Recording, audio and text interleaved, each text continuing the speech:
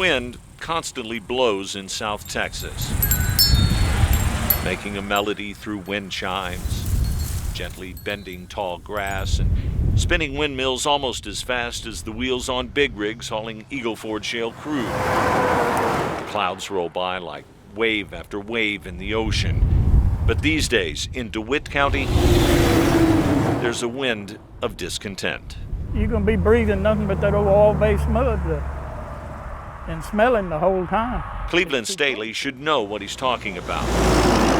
Having worked in the oil industry for more than 50 years, Staley says putting an open-pit oil waste dump site near the town of Nordheim is simply bad planning. It's an odor. It's an odor when you're drilling them. It's when you pile it all up like that, it's really going to be an odor. Petro Waste Environmental, a San Antonio-based company, is planning on building a dump on this 204-acre site, similar to this one in LaSalle County, only right across Highway 72 from Nordheim. The plan is to dig several 25-foot deep pits, then fill them with the rock and soil waste left after digging an oil well. Folks who live around here are not happy with that plan.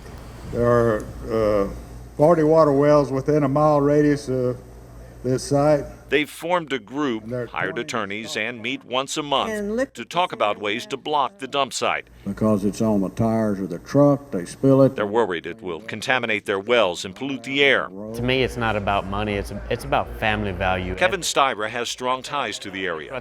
His family has owned land right across the gravel road from the proposed site for almost 120 years. To me, it's priceless. I never intended on selling it. It's something that will be handed down to my family. But if this thing goes in, it goes from priceless to worthless for the greed of a few. The rock and soil and waste sites like this have been soaked in diesel fuel used in drilling. Residents say it has to stink. We wanted to see exactly how a dump would affect Nordheim, so we came up with a plan.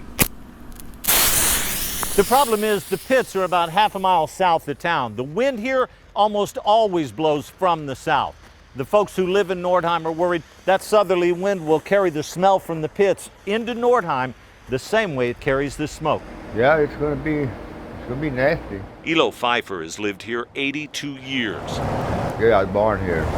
He's run the Broadway grocery store for 40. All right, we thank you, sir. It's the last grocery in a town which used to have 4. So, hi, Shirley. He knows everybody, and he knows those who live here and are dug in aren't giving up. That lady lives out that way, on the other side of where they're going to drill them pits. You know, it's not a sewage treatment plant. It's not a stockyard. George Womack owns Petro Waste Environmental. He says residents don't need to worry about pollution or contamination.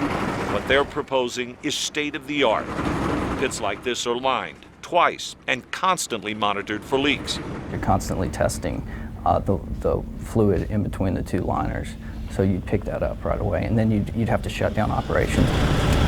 As far as the smell, Womack says the material is handled so many times before it gets to the pits, most of the smell would be gone by the time it would get here.